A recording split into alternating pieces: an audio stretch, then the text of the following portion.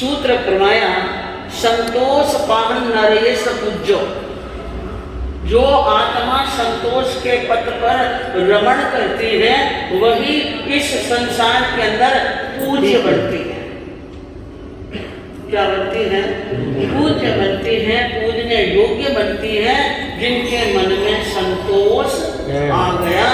और जो मन के अंदर संतोष को एक बार धारण कर लेते हैं, जो जीवन के अंदर संतोष का सुख का रसास्वादन कर लेते हैं, वे जीवन के अंदर संतोष के मार्ग को कभी छोड़ते नहीं है। और वो आत्माएं संसार के अंदर पाप भी नहीं करते हैं। संतोषिनो पकड़न्ति पापम, सूत्र कृतांग सूत्र में कहा कि संतोषी आत्मा पाप नहीं करती। हर समय हर स्थान पर संतोष है, तो संतोषी आत्मा ये सोचता है ये करके पाप का बंधन होगा, इसलिए ऐसा काम नहीं करना, जो है वो ही ठीक है। देखा कि मूल मंत्र दिया, जो प्राप्त हो पर्याप्त, जो पर्याप्त, जो प्राप्त हो पर्याप्त, जो प्राप्त है वही क्या है? पर्याप्त। और जो भाग्य में लिखा वो प्राप्त हो गया, अब उसको मिटाने में कोई समर्थ नहीं है। तो जो व्यक्ति जीवन में संतोष को प्राप्त हो चुके हैं वे पाप से डरते हैं। किससे डरते हैं? पाप से डरते हैं। और अगर किसी व्यक्ति को जीवन के अंदर संतुष्टि होती नहीं है तो क्या बताया आचार्य सूत्र के अंदर?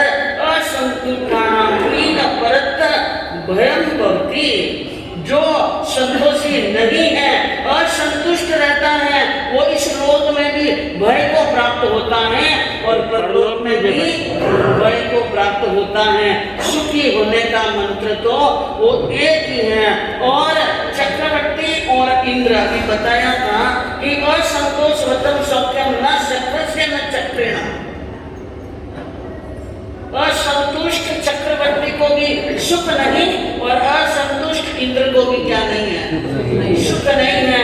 इसीलिए ज्ञानियों ने जगह जगह पर आगमों के अंदर, धर्म ग्रंथों के अंदर, आगम ग्रंथों के अंदर और हर धर्म ग्रंथ के अंदर संतोष का बयान किया है। तुलसीदास जी ने कहा, अरे बिन संतोष न काम न साई, काम अछत सपने सुख नाम।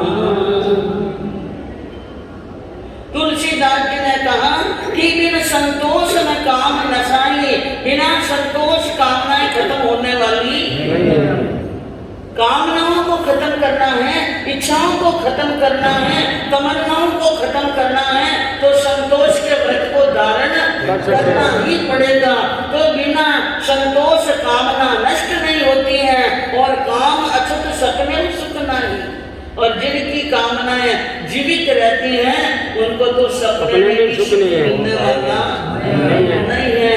याद रखो, जीवन के अंदर कुछ भी यानी आप प्राप्त कर लो, कितना ही धन माल और संपत्ति, लेकिन संतोष नहीं है तो कहते हैं चक्रेश केशव हलायित भूति तो की संतोष मुक्त मन दस्यन तृप्ति रस्ती। चक्रेश बन जाए, केशव बन जाए और चक्रवर्ती इंद्र भी बन जाए तो भी संतोष नहीं है तो सुखी नहीं है। इतना प्राप्त करने पर वे सुखी नहीं हो सकते हैं तो संसार का सामान्य प्राणी तो हो ही नहीं सकता। लेकिन एक अकिंचन और संतोषी व्यक्ति सुखी होता है। एक राजा को राजगुरु बनाना था। क्या बनाना? राजगुरु। क्योंकि गुरु के बिना राजाओं का भी चलने वाला नहीं है। गुरु तो चाहिए, धर्म का उपदेश देने वाला, नीति का उपदेश देने वाला और सन्मार्ग बताने वाला गुरु तो हर किसी को चाहिए। राजाओं के भी गुरु होते थे राजपुरोहित। कौन होते थे? राजपुरोहित, जो समय समय पर धर्म का उपदेश देते थे और राज करते समय भी धर्म को क्या रखते थे? सामने रखते थे, धर्म के अनुसार चलते थे। तो एक राजा को राजगुरु बनाना, तो राजगुरु किसे बनाना?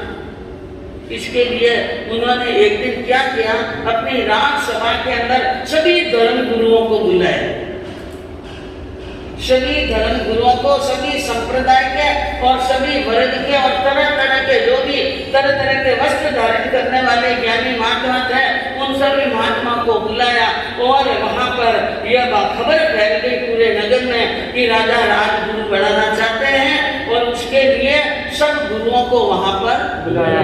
कौन सा ऐसा गुरु होगा जो वहां नहीं गया? सबके सब गए। कोई देखे कोई कौन राजगुरु बनाएगा, किसको बनाएगा, सब देखने के लिए। और वहां पर एक फकीर भी चला। राजा ने वहां पर कहा, मुझे मैं एक काम बता रहा हूँ, वो काम करना है आप राजगुरुओं। नगर के बाहर एक बहुत बड़ा विशाल मैदान है, उन मैदान के अंदर आपको एक आश्रम बनाना है। एक गुरु को क्या बनाना है? और सबसे सुंदर और सबसे बड़ा आश्रम जिसका होगा वो मेरा कौन क्या बनेगा? राजगुरु बनेगा। इसलिए जाओ, सबसे बड़ा आश्रम बना और भूमि राजा की तरफ से और मजदूर भी राजा की तरफ से और इंजीनियर भी राजा की तरफ से, सब कुछ दिए जाएंगे। आप सुंदर और बड़ा एक आश्रम बना। अब जल्दी सब ये बात सुनकर फटाफट रवाना, समय वेस्ट मत करो, जाओ जल्दी क्या घेर ले, जमीन घेर ले, पहले तो जमीन का एरिया घेर ले और फिर बाद में मकान आश्रम बनाना क्या करेंगे, शुरू करेंगे। सब वहां से भागे, सब संत रवाना हो गए। फकीर वहां पर बैठे। राजा ने कहा, सुना नहीं मैंने क्या कहा?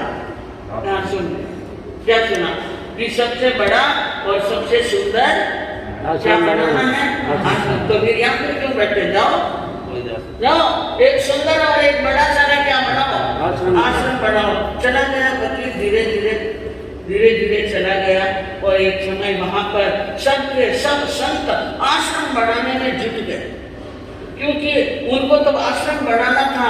पैसा भी राजा का लग रहा है और गुरु बनने का क्या मिल रहा है, अवसर मिल रहा है।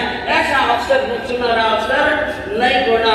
और सब काम में लग गए। समय निकलते बड़े भव्य सुंदर से सुंदर, बड़े से बड़े आश्रम तैयार हो गए। सब आश्रम क्या हो गए? तैयार हो गए। वहाँ फकीर वो जो घास फूस की झोंपड़ी में रहता था, वो बैठा देखता रहा। हमेशा काम चल रहे हैं, वो हो रहा है, बाग बगीचे लगते। एक दिन वो भी मुकर हो गया कि आश्रम देखने के लिए राजा जी पधार रहे हैं। तो सब जने यानी सभी संत तैयार होकर के अपने अपने आश्रम के द्वार पर आसन जमा करके बैठ गए कि ये आश्रम मैंने बनाया, ये आश्रम मैंने बनाया, ये आश्रम मैंने बनाया। ये सब तैयारियां हो रही थी और उधर आप देखिए वो जो फकीर था उसने विचार किया, इन्होंने तो आश्रम बना दिया और सुंदर आश्रम बना दिया, आसन लगाकर बैठ गए और राजा जी के आने का क्या हो जाएगा? समय हो जाएगा। मैं क्या करूं? मैंने तो अभी तक कुछ बनाया नहीं है। इसके जो घास फूस की झोंपड़ी थी उसके भी चूड़ी लगा दी, उसके भी क्या लगा दी? तूड़ी लगा दी। घास फूस की झोपड़ी थी, फटाफट जड़ बढ़ करके राख हुई और थोड़ी देर के बाद में राख भी क्या हो गई? ठंडी हो गई। फिर एक से बड़ा सारा गोचा लेकर के सारी राख ठीकरी लेकर के इकट्ठी करके और उस राख की डेरी पर बैठ गए और आए राजा।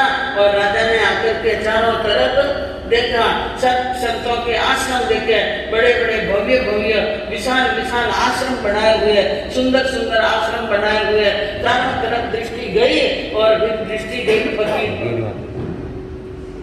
कहा, सबने आश्रम बनाए, सबने सब कुछ बनाया और बड़े आश्रम बनाए। आपने क्या किया कि मैंने आश्रम नहीं बनाया? क्या नहीं बनाया? आश्रम नहीं। तो और क्या करें कि जो एक घास फूस की झोपड़ी थी उसको भी जला करके राख कर दी और उस राख पर बैठा। आश्रम नहीं बनाया कि नहीं बनाया? इसलिए नहीं बनाया कि मैं कितना ही बड़ा आश्रम बनाता तो भी उनकी एक सीमा हो जाती। क्या हो जाती? सीमा। हाँ कि इतने ग्राउंड में, कि इतने क्या कहते हैं एकड़ में, कि इतने गज में, 100 गज के, 200 गज के, 500 गज, एक सीमा हो जाती थी। इसलिए मैंने तो मेरे नाम का कुछ बनाया ही नहीं। सारा जहां मेरा आश्रम है, सारा जहां मेरा आश्रम है, क्योंकि मैंने मेरे नाम की कोई चीज रखी नहीं। कहीं भी जाऊं मुझे कौन रोक सकता है, किसी भी धरती पर जाऊं मुझे कौन रोक सकता है। जहां जाऊं वहां सब मेरा आश्रम है और मैं कहीं पर भी बिना रुके प्रवेश कर सकता हूँ। और ये दुनिया सब मेरा क्या है, आश्रम है।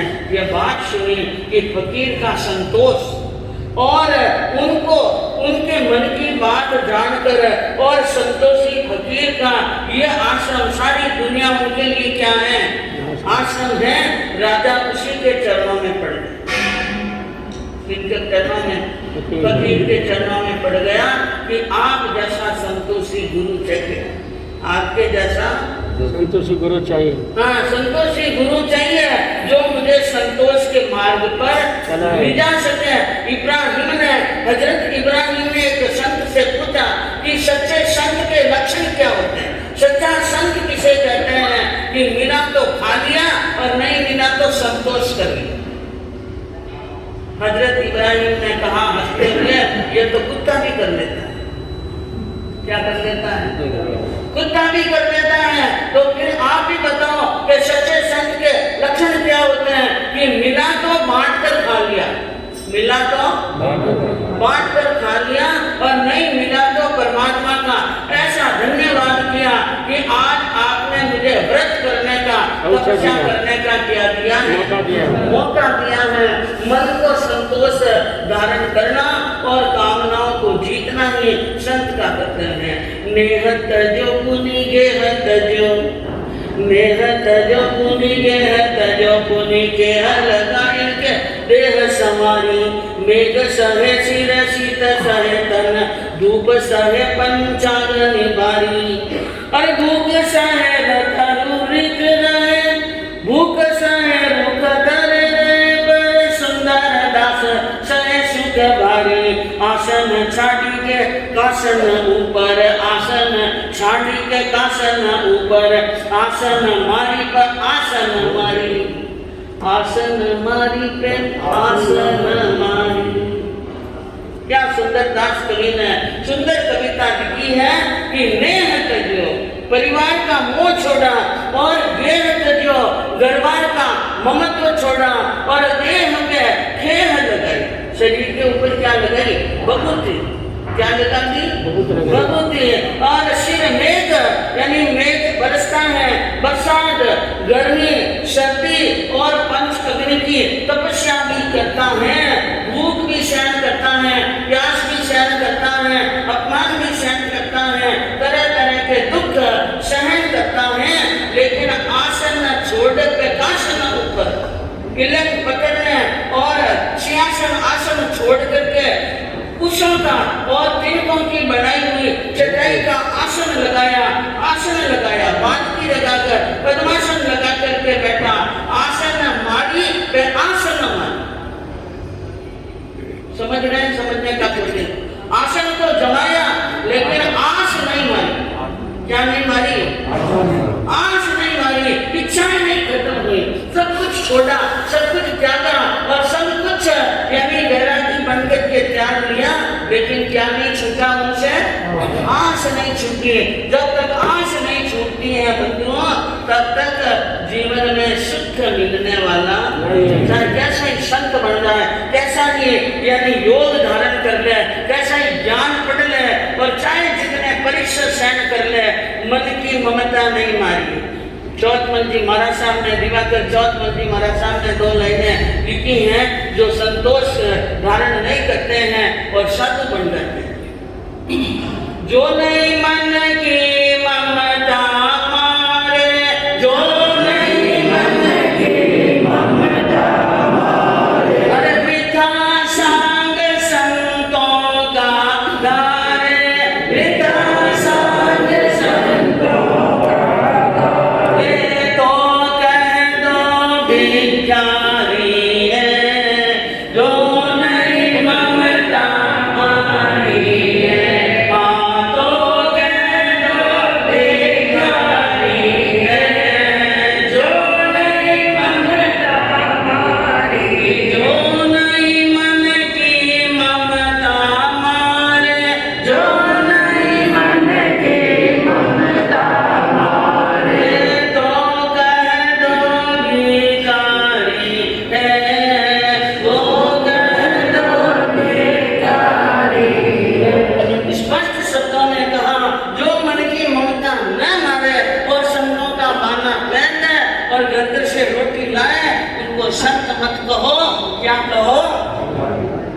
बिकाई।